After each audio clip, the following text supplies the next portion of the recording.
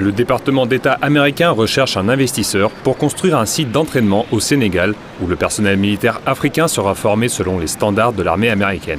Selon un document technique publié par le département d'État le 8 janvier, les structures du site imiteront les structures urbaines en Afrique subsaharienne, où les rez-de-chaussée des bâtiments sont construits en dalles de béton et les toits en croupe ou plat, avec des parapets sur lesquels on peut installer des postes de tir. Depuis un certain temps, Washington mise beaucoup sur le Sénégal comme principal acteur du maintien de la paix dans la région.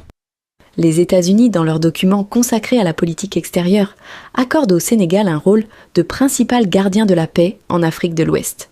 Ils mettent un accent particulier sur la formation de militaires, pour participer dans diverses missions de maintien de la paix en intégrant des unités militaires, qui pourraient être déployées pour les missions de l'ONU, de l'Union africaine et de la CEDEAO. Le contingent de l'OTAN est également présent dans ces missions. Le département d'État a estimé le coût de la construction du site militaire à 45 millions de dollars.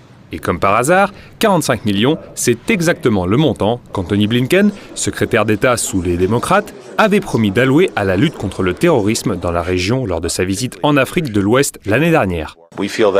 Nous apprécions particulièrement le leadership dont a fait preuve la Côte d'Ivoire face à l'extrémisme et à la violence. Nous annonçons un nouveau financement de 45 milliards de dollars dans le cadre de la stratégie américaine de prévention des conflits et de promotion de la stabilité pour les États côtiers de l'Afrique de l'Ouest. Avec ce nouvel investissement, les États-Unis auront investi aux alentours de 300 milliards de dollars au cours des 2 dernières années dans l'aide focalisée sur la stabilité en Afrique de l'Ouest. Il est à noter que cette bonne volonté des États-Unis d'aider le Sénégal pourrait être simplement une restructuration de la présence militaire américaine sur le territoire africain, qui serait d'ailleurs bien plus sophistiquée que la réorganisation de la France en Afrique. Plutôt créer des programmes de formation à court terme et maintenir le contingent militaire dans la région qu'investir dans des bases militaires. D'autant plus que le Premier ministre sénégalais Ousmane Sonko a annoncé la décision de fermer toutes les bases militaires étrangères sur le territoire du Sénégal. S'agissant de la souveraineté en matière de défense, le président de la République a annoncé la fermeture prochaine des bases militaires étrangères au Sénégal. De toutes les bases militaires au Sénégal.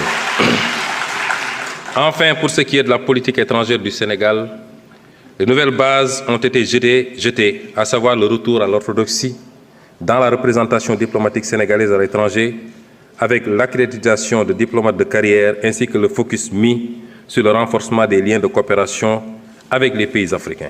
Au sein de l'ONU, la question de la lutte contre le terrorisme est actuellement à l'ordre du jour. Ainsi, le représentant permanent de la Russie, Vassili Nebenzia, a salué l'initiative des pays du Sahel de créer des forces armées unies et a rappelé que le